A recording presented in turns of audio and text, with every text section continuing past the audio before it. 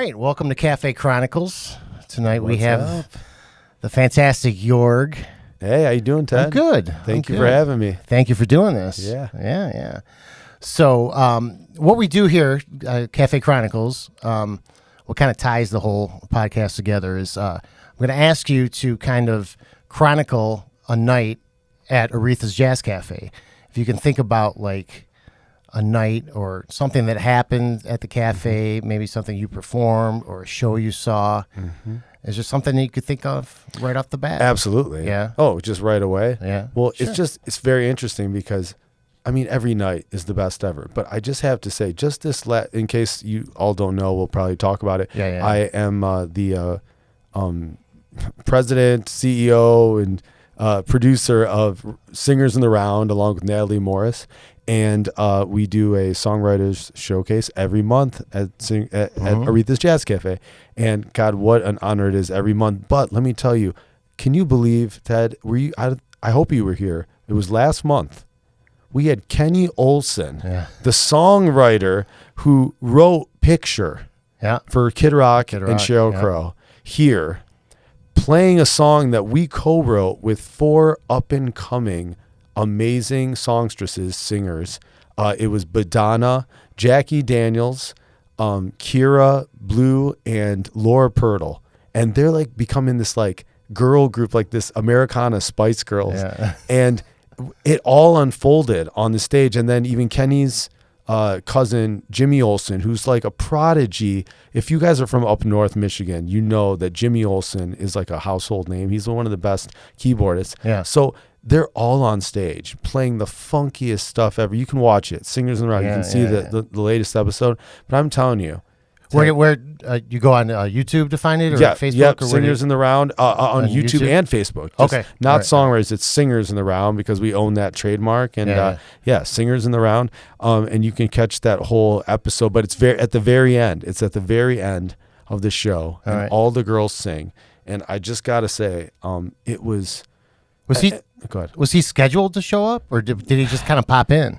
I've been fortunate lately to have been working with some real legends. Like I played with, we'll get into it. I played with Uncle Cracker just I recently. saw that in Vegas, right? Yeah, in Vegas. I hooked up with Kenny Olson through Jennifer Hudson, who's kind of like reinventing the music scene in Kalamazoo. You got to. I'm going to send her here. Okay. And she's Sounds of the Zoo, Jennifer Hudson, just amazing. And she hooked Kenny and I back up, even though I've met Kenny a couple times.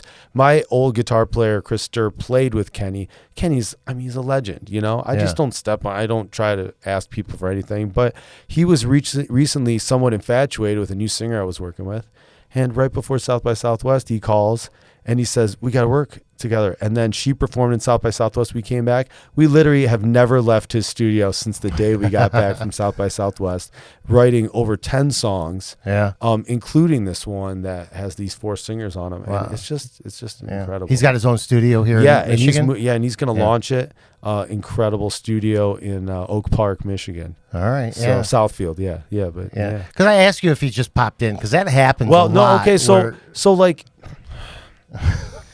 We had a cancellation. Ted is so gracious because he wants the stuff 2 months before, but I always get him like the poster for Singers in the Round way too late. But we decided to have all 4 of these artists and just have a big South by Southwest party. Right. And I can't believe it actually went through quick because we were like not dilly-daddling. Oh yeah. And it kind of went through, even though we had like 8 singers.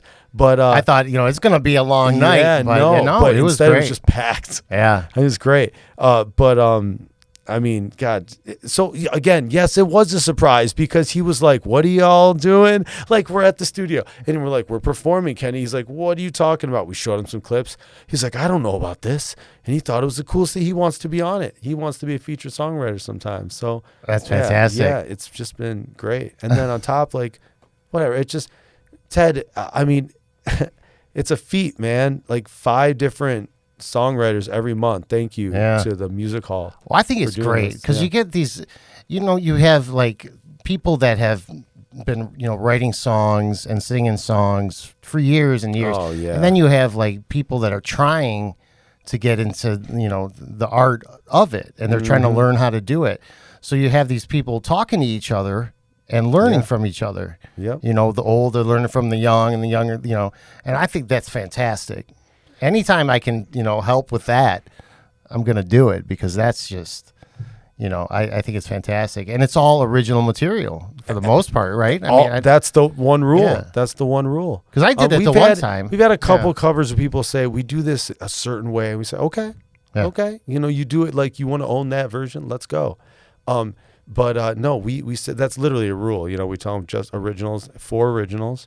I mean, it's great. But Ted, I got to say, like, thank you, because you are a comrade in this, like, fight or whatever it is. But the bottom line is, I was inspired to, even like as we're getting filmed right now, like, bless your heart, because I felt all these artists that we feature here, they play 3 to 4 nights a week. Yeah. And they don't have one video. They don't have one high edited video. They just got paid $400 a night at different places that they're supposed to be wallflowers. They don't have one video to showcase them as like this international draw. You know, so like we try to at least. Because I don't know if you mentioned it, but Singers in the Round is streamed live. Absolutely streamed live with 5 cameras. 5 cameras. And it's streamed to YouTube and Facebook simultaneously. And we shoot for the second Tuesday of each month. We try to do the second Tuesday. So you know, sometimes it gets. If you want to know about Aretha's and the music hall, the second Tuesday is what we go for. But you were kind of the inspiration for this podcast. A little bit. I appreciate it. Because I'm like, you know, if he can do this, you know, Justin, you've met Justin already, right? Justin's He's awesome. our video guy over there. Well, you got the switcher. It's all about the switcher. The I know, right? Switching, and it's He's fun. been fantastic. It's fun. And now we got him on camera. So. You know, when I think of like Beyonce or like Taylor Swift, I think to myself, they must be doing one of these like we're doing like every day. Yeah. You know what I mean? Yeah, they get ushered, you know, from place to place. Yeah, so I guess it makes me mad that there's not 50 of these for all our artists to do. Like this is what artists should do. So that's why you're so kind to say, you know, send some more Detroit artists over here. Oh my God, Ted, I got some people that will blow you away, man. Because you know they can use this, you know, to help them, you know, promote their music or you know get them out there. Absolutely. You know. But anyway, getting back to you're saying that these artists don't have videos, so they can come in to Singers in the Round. You record them with multiple cameras, so it's professional. Yeah, and then they can cut their part out. They can cut their song out and use it forever, or cut clips out of their favorite parts, and it's live edited. That's fantastic. And we give them the stuff. Yeah, and a lot of them just screenshot even, you know, because it's not, you got to just get stuff done, you know, and plus, I mean, like after the night's over, you're like a madman with the camera, and you're good lighting, just like this. We have to take advantage of the lighting. That's great. You take pictures of everybody all around music hall, and I airdrop everything to them. I mean, that's great. What you're doing. And thank you for, in case y'all don't know out there. I mean. It's just such an honor to even be in these doors. Like you get treated, even if you're like the first time here, it's not the greatest night ever, to like go in the back where like Clark Gable would have been. Like I'm telling you, this back room, it's also the back room for the actual music hall, right? It's the green room. The green room is. So it's like actually under the stage. Yeah. So I'm just telling you, this green room is the most. I can't. There's no words for it. I've been in many green rooms. No, and then there's more. Then there's more green rooms, and then there's a 4th piano and a 3rd organ that you wonder if it works or not. I mean, it is just incredible, and all the people, even Aretha's performers, allowed to go back there and and then the way that you utilize the marquee. I mean, Ted. Yeah. They're really lucky to have you. I wonder if they even know it. But see, because you know, being a musician myself, I know how it is to be treated like crap. You know, at venues. Yeah, every day. I know both sides. Yeah. So I don't want artists coming here and being treated like crap. You know what I mean? It's just so they don't know what to do. Yeah. They don't know, Ted. They don't know how to react. They don't believe it's actually real. Yeah. And I learned that. I learned that working for the Jazz Festival. I was in the artist relations, and a man by the name of Frank Malfitano was the festival director, and he taught me how to like take care of musicians, and you just gotta treat them right because they're doing, they put all their life into this music. Oh yeah. And as a songwriter, you're a songwriter it's only too. 45 minutes, 50 minutes, and you put your heart and soul into your music. I gotta tell you, the last 3 years, I started telling everybody, I've been going around to all the venues, and all the sound guys and monitor engineers, they're all nice. And they're all really like supportive. And you're like, shit, like I need 3 DIs. They're like, no problem. Like, and I'm like, what is Justin? Like Justin over here. Like, what happened to the, nobody told me about no 3 DIs. I know. I wonder if we have, I'll look. Yeah. I'll look. Might have to dig one out. I mean, yeah. No more of that, man.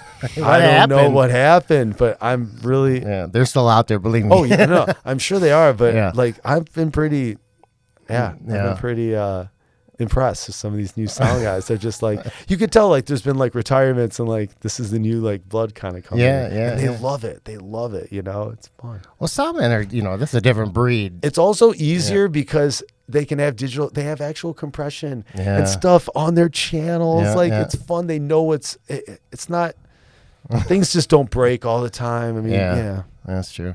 So, hey, I want to talk a little bit about your music. Yeah. If we could. Yeah, sure. What are you working on now? What have you been working on? I got to give a big promo to this guy, Louie Lee. And just LOUIE country guy, LEE, right? Yep. And he's just really blowing up, and we're doing it the right way. He's putting out a single every month with a music video and 30 pieces of content the way it should be. Really just like pushing this story and this brand of his. And the songs are amazing, and the production is, for the first time in my life, I feel like we're making like Max Martin type style, like Taylor Swift good, Morgan Wallen or just Post Malone, like we could compete with them. Like we're there. And now it's just about pushing and being consistent. So I'm really pushing that because in my mind, at least I know how the game works, and I know how the assembly line of a release and how to promote yourself works. And it really is just a nonstop grind. And if you don't have the money, you have to work 24/7. And if you do have the money, you have to work 24/7. Yeah. And it's so crazy. But so I'm really promoting Louie Lee. But if you want me to get crazy, I'm in 18 bands.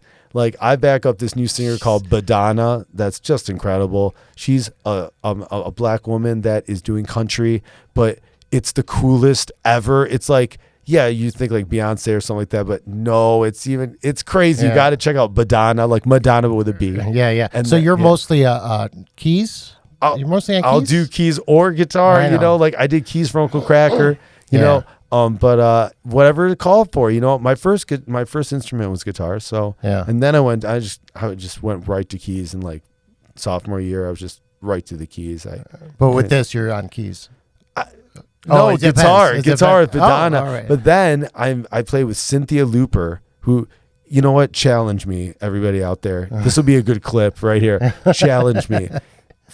Give me a synth duo with a powerhouse lead female singer in Michigan. All right? A synth duo. Okay? I'll wait. There's none. There's Cynthia Looper. There's been amazing synth duos in Michigan. I could go through a lot of them, but right now active, Cynthia Looper, everybody, just like a synthesizer, but Cynthia Looper. She's been opening up for awesome like international acts. And it's just like house, but like intergalactic cosplay, like Hello Kitty style. Oh, wow. Like oh my God, it's awesome. You'll love it. So Cynthia Looper is great, but then you got to check out all these. There's just all these songwriters. I work with all these songwriters. There's this girl Anissa Sheikh, and she just played in front of 100,000 people in Pakistan. She was Miss Pakistan, but from Detroit, and she was just in the Kourtney Kardashian campaign, and her music's been like blowing up internationally, and it's all our recordings. And then we opened up, we opened up for this band called The Wanted. That I'm glad you came. Yeah. I'm glad you came. yeah. The sun goes up, my heart goes down. Yeah, like that. Like that's just a night in my life. You know, I'm just so fortunate. Well, that's great. And then, like, last but not least, I play in a pretty successful Grateful Dead tribute act. We like to say Jerry Garcia / Grateful Dead tribute act called Super Crunch, and we're opening up for Keller Williams. Yeah. We're opening up for Super Keller Crunch, Williams in Ypsilanti. I did not know you were in Super Crunch. Yeah, I was a founder with Evan, who I know you know from Jazz Fest. Oh, yeah. Yeah, we founded it at the Russell Industrial Center with Uncle Cracker's drummer of 15 years, Clint Carpenter, who was my drummer in Bump. I did not know that. Yeah, and then like so you said you're in 18 bands. yeah, I mean I really could keep going. Like, but it's I'm all not even across the kidding. board, genre wise. Then, yeah. Wow. Yeah, absolutely. Oh, sorry. I'm in this band called The Last Real Circus, and we're playing in New York City for Fleet Week. For last time we were there was 350,000 troops, and we played at the Hard Rock Cafe at the Paramount Theater, and it's just pandemonium. And it's called The Last Real Circus. They're from Richmond, Virginia, and this year, sitting in with us is John Russell from The Head and the Heart. Wow. You know The Head and the Heart, right? Sure. And he's playing I have to learn 3 Head and the Heart songs.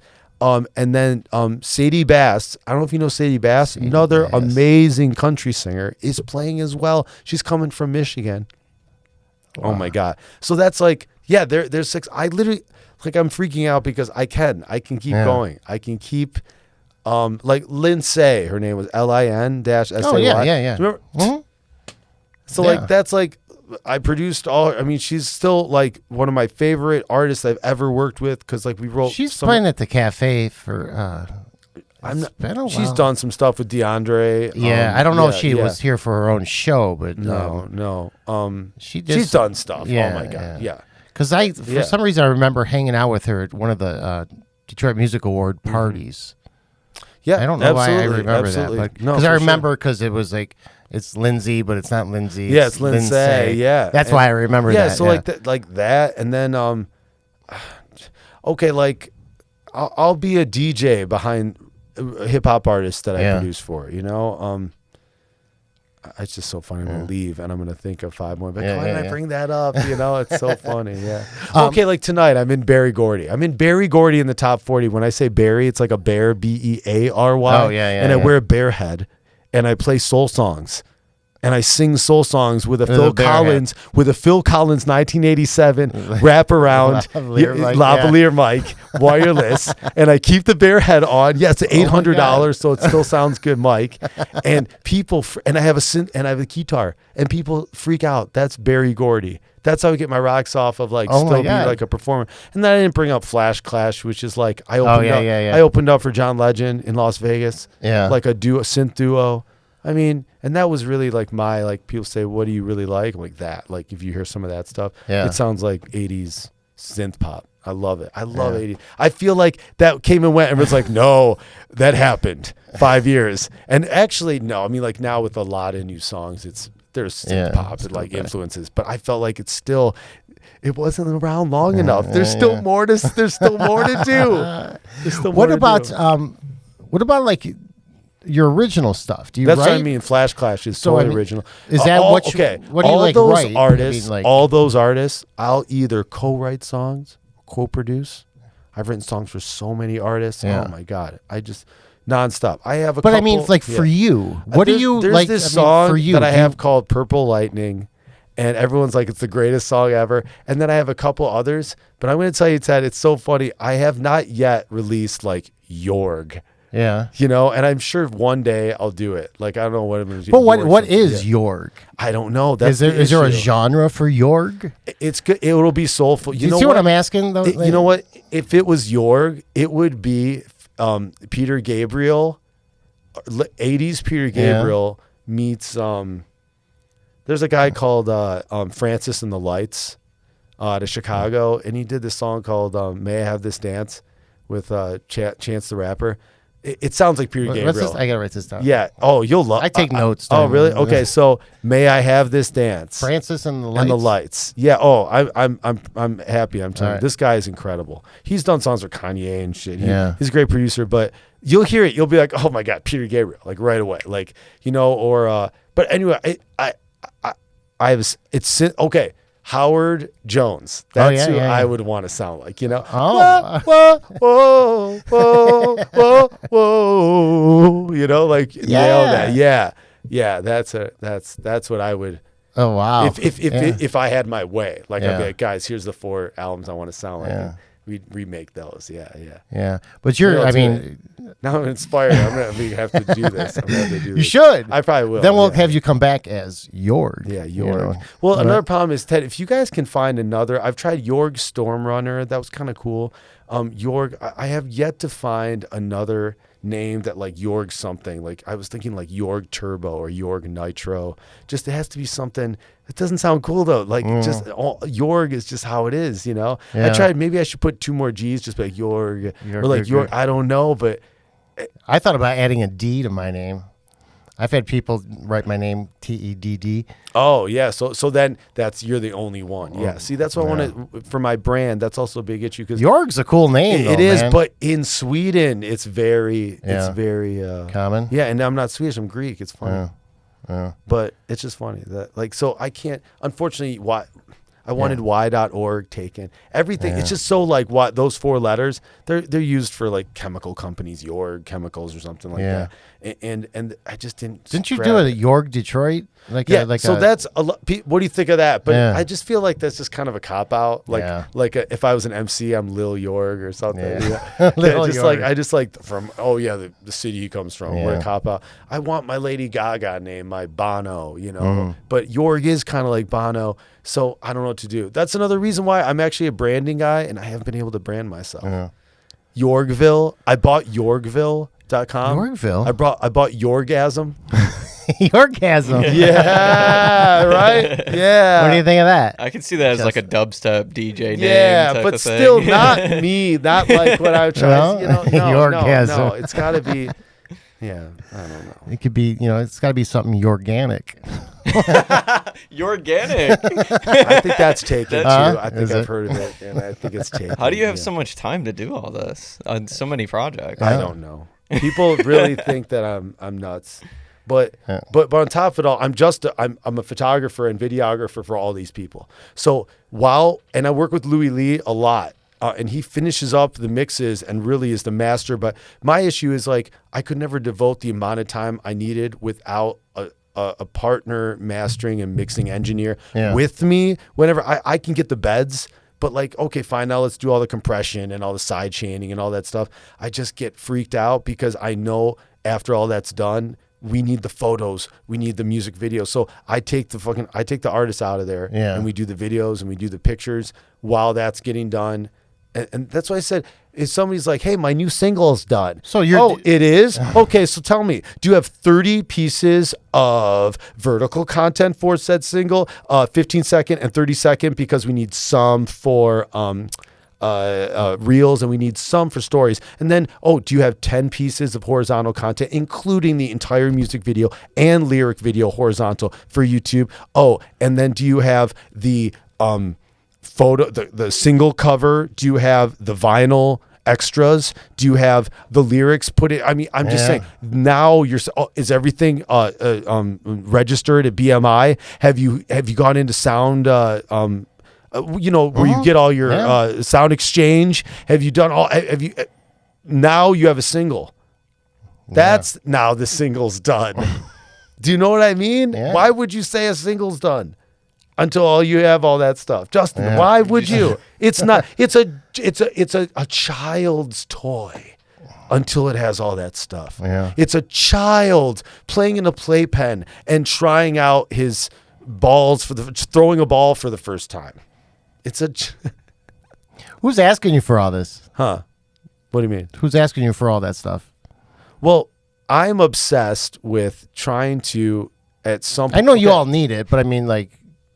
No, I'm just saying if I'm working for an artist and it's a song that I co-wrote and I see a vision, I'm going to give them all that content for that single. And if they keep on pushing with me, we're going to keep on doing it. You know what I mean? Because it's easy for us. Yeah. It's easy. We've got it so good. I got all the cameras now. I got all, it's easy. Yeah.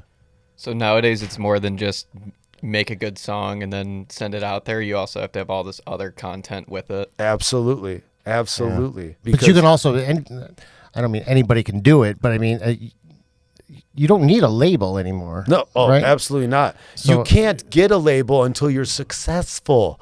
It's crazy. Yeah. It's crazy. You can be the best ever. It doesn't matter. Once you're making money and people are like seeing your name in the charts somewhere, somehow, then you get signed because you have to show that you generate money. And then the label's like, okay, I get it. If you're making, whoa, I don't know how, but you guys generated $180,000 last year. Holy how did you do that? Well, we did it with $5,000 budget. Like we figured out little tricks like learning how to do the videos ourselves and all that. Yeah. Oh, well, hold on. If I put $180,000 budget into that, we can make $1 million. And that's how it is. But you got to show that you have your own company going. Do you think that's across all genres? Well, there's not enough money to take chances. And I know everybody talks about this, the development. There's no more development. Yeah. You know what I mean? There's no more A&R. There's no more development. Yeah. It's because there's no Quincy Jones went in Harvard. He goes, there is no music industry. There's like 20 dudes with tax write-offs. Yeah. With tax write-offs. And enough people, at least with those companies that those 20 dudes own, that still care enough about the art to try to pretend like they're making money. Because once, like everybody laughs, I couldn't believe it. We all got screwed, Ted. In 2003, when people were like, Napster's coming, and all of us real musicians were like, yeah, it sucks, but it's not going to ruin the music industry. It literally did, because there's no more physical media. There's no more physical media. Yeah. And so that's all it was. And guess what? Guess who knew right away? Guess who sold his the day after Napster came out, even before he even knew, was Jimmy Iovine. Jimmy Iovine. And they went into fucking Beats because he's like, well, people are going to need to listen to this shit still. So he went all into that. Do you know what I'm saying? Because he knew right away, no more CDs. He knew we were done. We were cooked. You had to be on the road. We're a clown show now. Our whole industry is a clown show, and that's fine. But when I was young, I was like, oh, maybe I can be a healthy person, still tour when I need to tour, and really promote the album and make money. No, you have to, unless you're touring, unless you're leaving your family, all right, and being a tour or finding a way for them to be on the road with you, you are you're a Rolling Stone. We're back to like the 50s. Yeah. Like Rolling Stone. You're only doing it because of Like your hop in a love. van. Of your love of it. It's not the money. How much like percentage of your time you think is spent on social media doing things like Too for much. I love it. I mean, like in order to I love how free. I love it's free. I love that I keep telling people it's free. No, it's a great tool. It's free.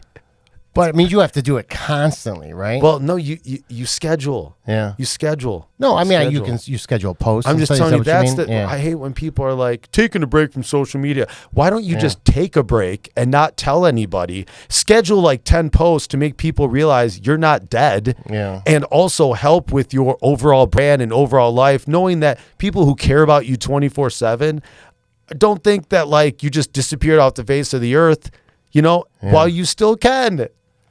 They just don't get it. Curious that I mean, how much does it take of your brain to constantly think about social media, like marketing? Like I've gone down to science. I got 5 apps. I do almost 80%, 90% of my work on the phone now. I couldn't do it if I did on the computer. I could not do it. I have 50,000. We were just talking about I have this. $50,000 cameras. I'm good with lighting, just like you are. Yeah. I will make it look as good as it needs to be on the fucking iPhone if no one's paying me? That's the thing. You're like, how do I do this why do you do this for all the stars? It doesn't sound like you're getting paid. Because I do it on my freaking iPhone. I know the hero shots. Yeah. I know that their music's good. I attach the music to it. It's done. It's done. Yeah. But you got to have somebody that like cares and knows how to make somebody look hot. Yeah. You know, because everyone's hot. Hear me now. There's no ugly person. There's just angles and lighting. Yeah. And I will find people that they're like, oh my God. Oh my, I've given you a believe couple, that. Ted. Yeah. Or some of the ones I took of you. yeah. Damn, what a beautiful man you are. Yeah. No, I agree with you. Yeah. I totally agree with you. Yeah.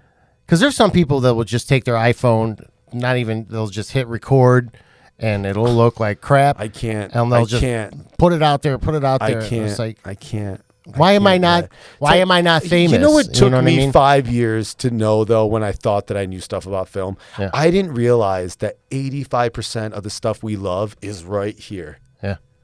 Look, you got the shot. It's right here. When you start getting into filmmaking, you don't realize. You think you're watching the whole person the whole time. You are not. Right. And to get clear right here, you with a good lens, like when you go to a rock show, it's like you got to be standing like in front of the person. Oh, I know. In order to get this shot, and with no interruption. So that's why they have those like the Zoom ones. They use a 2.8 still, but like, oh my God, like those are $4,000 lenses because they need to be far. They can't be on stage that close. But even if they're doing like a live broadcast or video, their guys are on stage right in front. But we're all far enough away. We don't think it's a big deal. And we also have the feed of them, doing it. But you got to be up there. And I didn't realize that.